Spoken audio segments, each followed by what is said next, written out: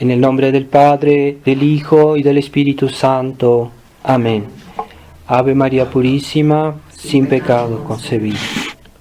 Estimados hermanos, estimados fieles, hemos escuchado este Evangelio de la presentación del niño Jesús en el templo y de la profecía del anciano Simeón, que dijo a María que este niño sería un signo de contradicción, y de la manifestación de este niño. Por la manifestación, cuando este niño sea conocido, cuando este niño comience a hablar, se manifestarán los pensamientos de los corazones, unos contra y otros a favor. Pero ¿por qué va a haber esta división? ¿Por qué va a haber esta reacción tan contraria de varias personas?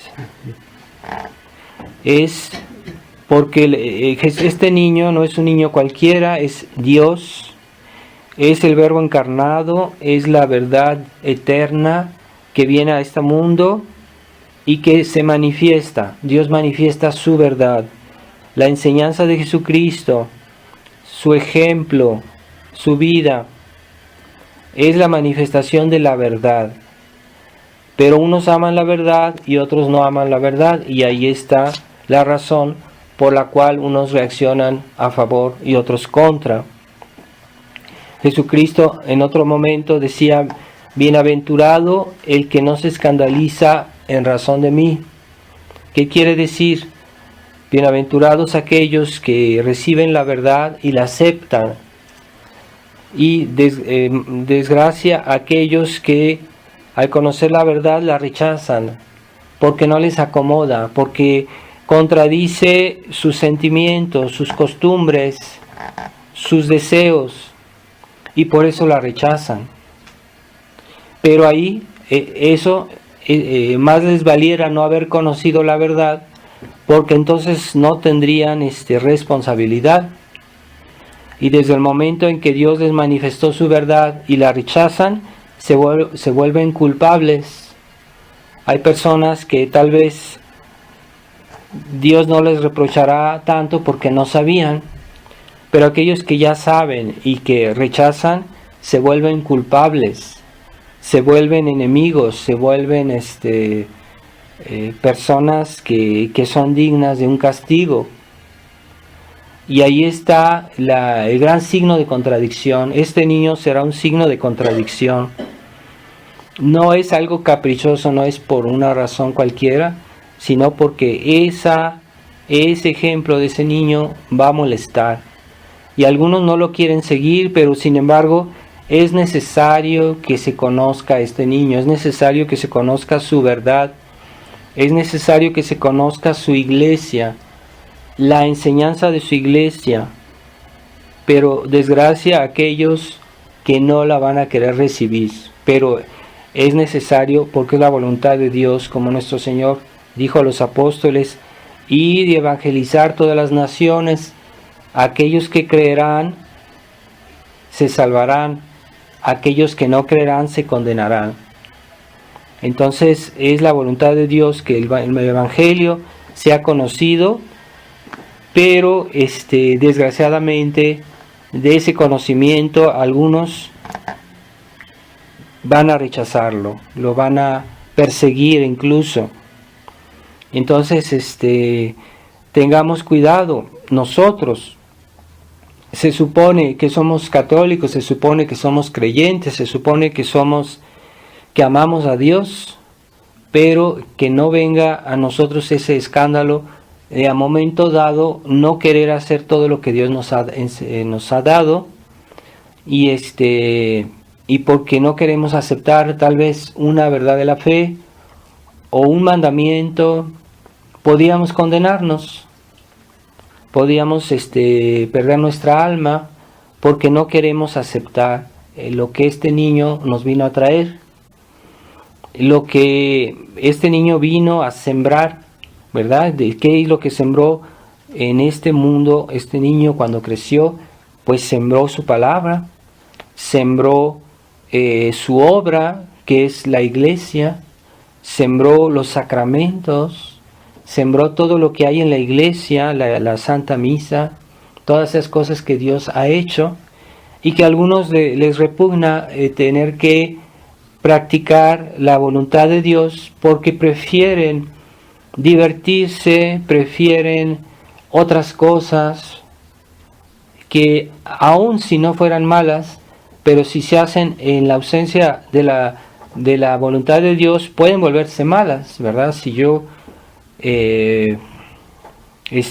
tengo que cumplir un mandamiento de Dios, pero por irme a divertir o por hacer algo que me gusta, no lo hago, entonces ya sabía que debía hacer eso que Dios quiere, entonces estoy haciendo un pecado. Entonces, ciertamente es un gran bien que Dios nos manifieste su iglesia, que Dios nos manifieste sus mandamientos. Como estamos aquí haciendo un retiro espiritual, podemos aprender muchas cosas, ¿verdad? Muchas cosas interesantes en sí, pero eso no es solo el placer de conocer, de ser curiosos. Eso implica, el conocimiento de ciertas cosas implica una obligación. No basta decir, sí, qué bonito lo que Jesucristo enseñó, pero así nomás está bien. Entonces, no, eso implica una obligación, el hecho de saber. Entonces, si no queremos imitar o tratar, incluso a veces ciertamente no vamos a hacer todo igual que nuestro Señor, pues no podemos, es arriba de nuestras fuerzas, pero por lo menos podemos intentarlo, podemos tender a eso, como Él nos pidió. Y el rechazo, la negativa de ciertas personas, pues es una responsabilidad. Y Dios tiene conciencia de nuestra fragilidad, de nuestra pequeñez, que nacimos frágiles, débiles, con malas tendencias. Dios sabe que nos cuesta, ¿verdad?, hacer el bien, pero no es eso lo que nos toma mal, porque Él es comprensivo, Dios es caritativo, es comprensivo con nosotros. Lo que Dios le molesta es ese rechazo deliberado, esa obstinación, ese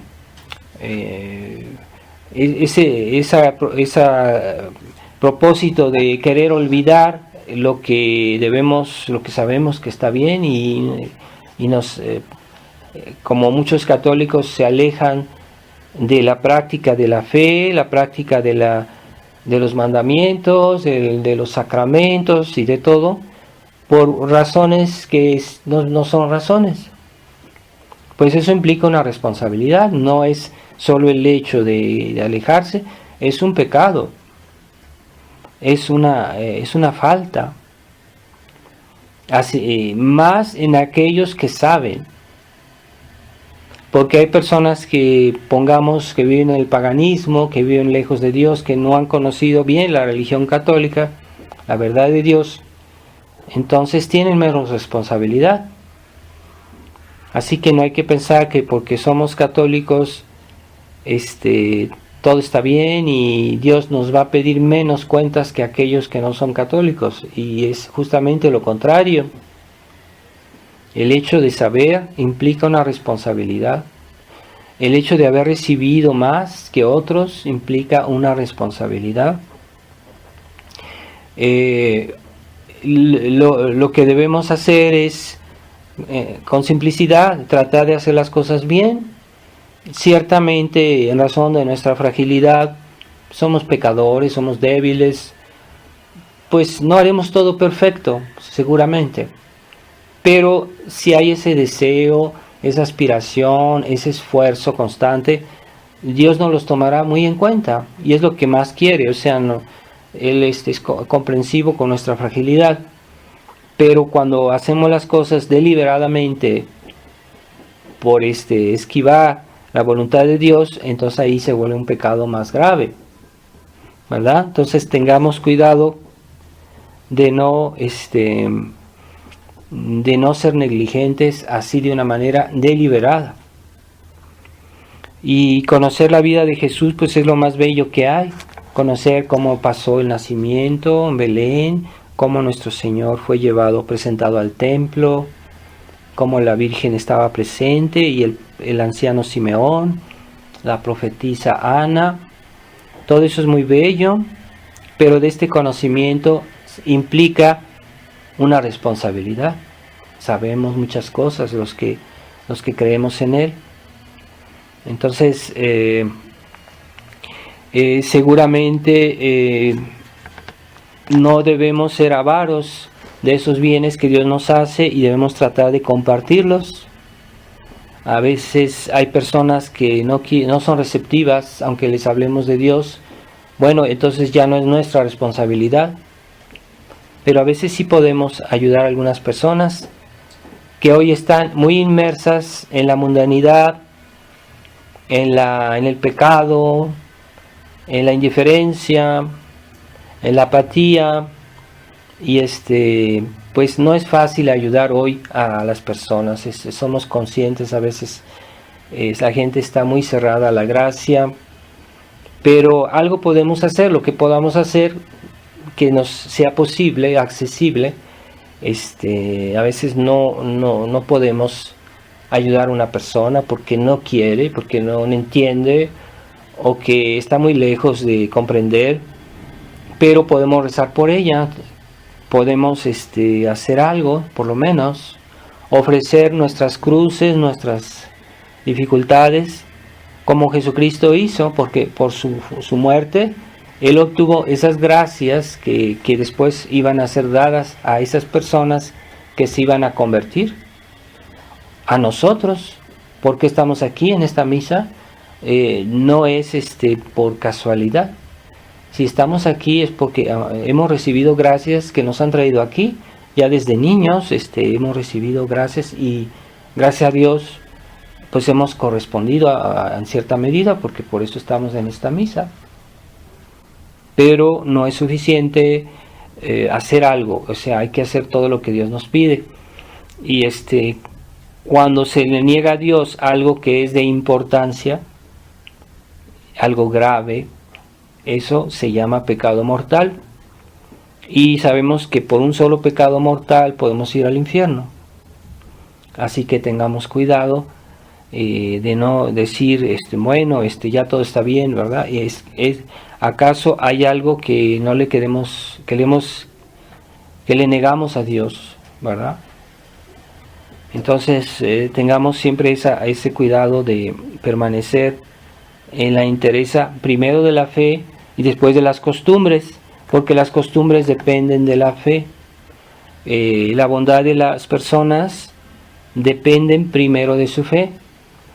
Y hoy en este mundo relativista, en la Iglesia del Vaticano II, la Iglesia conciliar, se da prioridad a una cierta bondad sobre la fe. Entonces quieren que haya caridad entre los hombres, a pesar de que los hombres nieguen algunas verdades de la fe o estén fuera de la fe de la Iglesia, y hablan de caridad. Eso no es posible. La caridad está fundamentada en la fe, y cuando nosotros amamos por caridad, amamos por razones de fe. No se puede tener caridad si no se tiene la fe primero. Se puede tener una simpatía humana, se puede tener una cierta bondad humana, pero no es caridad. Es una especie de digamos, de amabilidad entre hombres, de una cierta filantropía. Esa es la mentalidad masónica, esa es la mentalidad del Concilio Vaticano II, que fue inundado por esa mentalidad masónica, pero no es caridad. Entonces se ha falsificado la caridad, se nos vende una moneda falsa.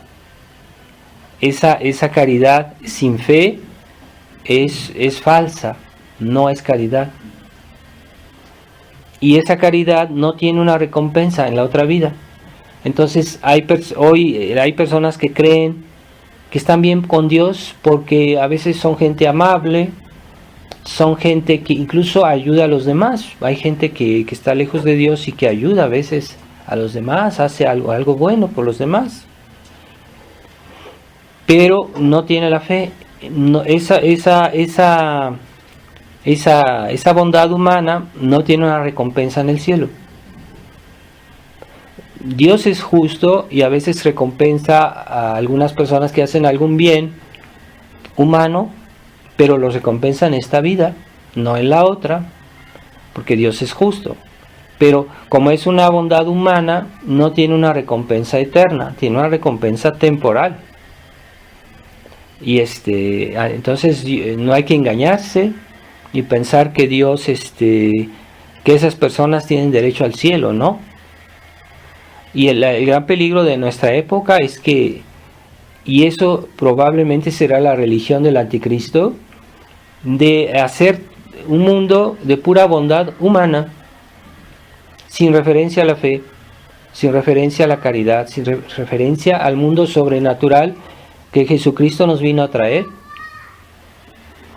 Entonces, como si el hombre por sus propias fuerzas pudiera ser bueno, por sus propias fuerzas pudiera cumplir su felicidad, es una mentira, es un engaño, no es posible.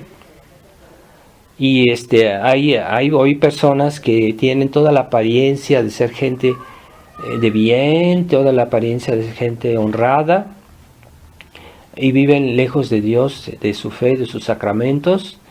Esas personas, a pesar de las apariencias engañosas, caen a veces en pecados vergonzosos, porque Dios permite eso para mostrar que no se puede ser bueno en el estado actual de las cosas si uno no es fiel a este orden que Jesucristo vino a traer, el orden de la gracia, el orden de la iglesia, el orden de la vida cristiana. Y se quiere reemplazar ese orden por ese famoso nuevo orden masónico, que es un estado de cosas, un orden aparente, porque no es verdadero orden, es un orden falso, aparente, que pretende crear la felicidad entre los hombres, la prosperidad, etcétera, pero que no se basa en Dios ni en la fe, ni en la caridad, ni en la enseñanza de Dios.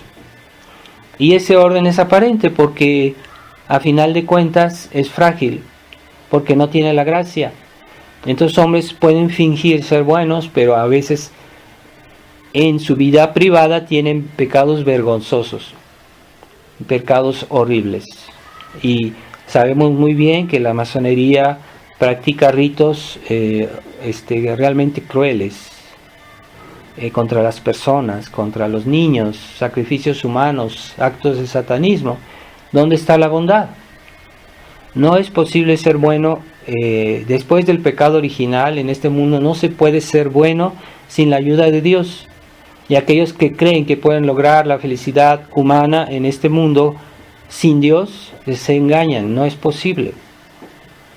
Aquellos que dicen, no, Dios no existe, yo soy ateo, yo soy buena persona, no hago mal a nadie y no creo en Dios, terminan adorando el demonio, se vuelven satánicos, pero no creen en Dios, pero sí creen en el demonio. ¿Cómo es posible?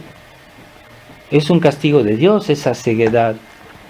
Y caen en la adoración del demonio, se vuelven peor que un cristiano, que lo que ellos consideran algo malo. Ellos consideran un cristiano como alguien que es supersticioso, y caen en la peor de las supersticiones, que es adorar al demonio. Y hoy ese espíritu de satanismo, de brujería, etcétera, se difunde en el mundo como nunca, ¿verdad? Pues que hay un caldo fértil para esas supersticiones. Aquel hombre que quería independizarse de Dios, aquella sociedad liberal que quería independizarse de Dios, hoy cae en la superstición. Esto es un castigo de Dios. Y tal vez un día eso lleve al reino del anticristo, que va a ser la peor de las supersticiones, que por no adorar a Dios van a adorar a un hombre. Ese hombre que será el enemigo de Dios. Después del demonio, la criatura más horrible, más abominable que habrá en la historia. Entonces van a terminar adorando al anticristo, que como dice la Biblia, se sentará en las iglesias para hacerse adorar en lugar de Cristo, y a él sí lo van a servir, porque no quisieron reconocer a este niño, a este Dios, y por ese rechazo van a caer en una situación mucho más grave que la que estaban antes.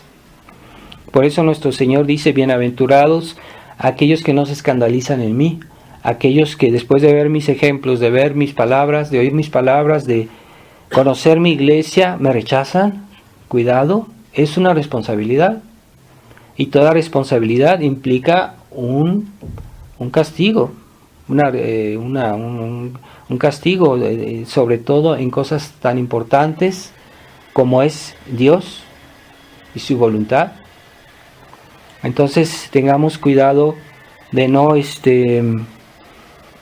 caer en esa superficialidad de que podemos hacer algo fuera de Dios, que algo en nuestra vida puede ser independiente de Dios, que podemos caer en mundanidad, vivir una vida mundana, como diciendo: sí, yo para Dios una parte de mi semana, una parte de mi día, una parte de mis actividades, pero no todo, yo quiero hacer algo aparte.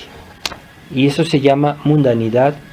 Yo no quiero hacer pecados mortales, yo no quiero hacer cosas muy malas, pero quiero también divertirme, como dicen, y hacer cositas que son un poquito fuera de la presencia de Dios, de la vida cristiana. Pues eso se llama pecado. Puede ser un pecado venial, puede ser un pecado mortal. Cuidado cuando el espíritu del mundo invade nuestros corazones. A veces son detalles, son maneras de vestirse, maneras de comportarse, maneras de hablar, cosas que uno ve por aquí, que uno ve por allá, y pueden ser mundanas.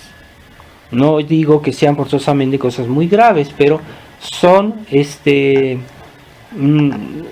incoherencias de las personas que no quieren dar todo a Dios. Entonces nosotros estamos ahorita haciendo los ejercicios de San Ignacio, y San Ignacio nos explica bien cómo debemos crear la armonía de nuestra alma con Dios, y nos da muchos consejos muy útiles. Así que tenemos esa ventaja de saber cómo, y eso yo espero que después de este retiro van a continuar a practicar lo que han aprendido, que no se les va a olvidar, o que no van a caer en el fervor que ahorita tienen en el retiro, que se nota que están aprovechando, pero después se les puede olvidar, o simplemente por negligencia, por falta de atención, de esfuerzo, pueden olvidar todo esto. Entonces hay una responsabilidad en el hecho de haber recibido y después de haber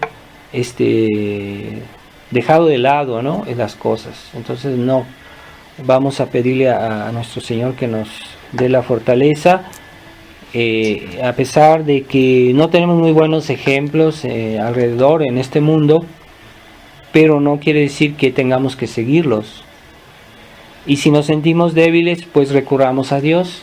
O sea, ciertamente Dios sabe que no podemos solos, pero Él quiere que se lo pidamos, quiere que recurramos a Él. Y sí nos lo va a dar, pero quiere que hagamos algo nosotros. No vienen las cosas solas, no porque yo vengo a la misa y me siento ahí y estoy ahí nada más como un vegetal, ya todo se va a hacer después. No, Dios me da, pero al mismo tiempo Él quiere esa correspondencia, esa fidelidad de cada alma. Personalmente responderá de las gracias que ha recibido. No vamos a responder nosotros de la fidelidad de otra persona. Es una cuestión personal, la fidelidad a la gracia, a los dones de Dios. Entonces imitemos a todas esas personas que estaban alrededor del niño Jesús en su nacimiento, los pastores, los Reyes Magos, San José, la Virgen María, los ángeles, ¿verdad? ¿Qué hicieron? ¿Cómo se comportaron? Pues son ejemplos que Dios nos propone para que sigamos a este niño y que nos dé su gracia, que nos dé la humildad que Él nos enseñó por sus gestos, por sus acciones. Nos enseñó la humildad a pesar de ser Dios. Nos enseñó la obediencia, nos enseñó la pobreza, nos enseñó la paciencia, la bondad. Todo eso nos lo enseñó con su ejemplo. Así que no podemos decir que no sabemos, sí sabemos.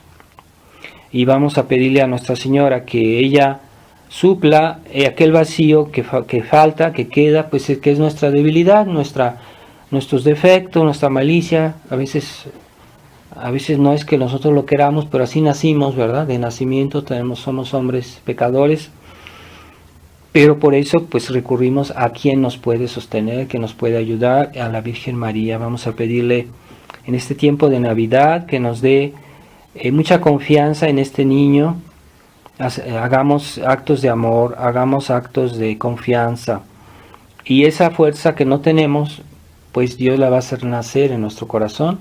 Pidámosla. Si no tenemos, nos falta o no podemos hacer las cosas, hay que pedirle a Dios que nos dé esas ganas o esa fortaleza que no tenemos. Hay que pedirla, y todos los días con confianza. Cuando se muestra, Jesús nos muestra el amor lleva a la fortaleza. Cuando uno ama realmente, entonces uno dice, bueno, voy a actuar, voy a hacer esto, porque el amor, que es algo suave, que es algo en cierta manera agradable y fácil, fortalece un alma. Cuando la persona se deja invadir por el amor a Dios, entonces ama también a su prójimo y tiene ganas de hacer algo por Dios. Eso viene solo, se puede decir, pero hay que ser sensibles a la bondad que nuestro Señor nos manifiesta. Y el ser sensible a la bondad que Dios nos manifiesta es simplemente amor a ese ejemplo, a esa bondad. Ave María Purísima, sin pecado concebida. En el nombre del Padre, y del Hijo, y del Espíritu Santo. Amén.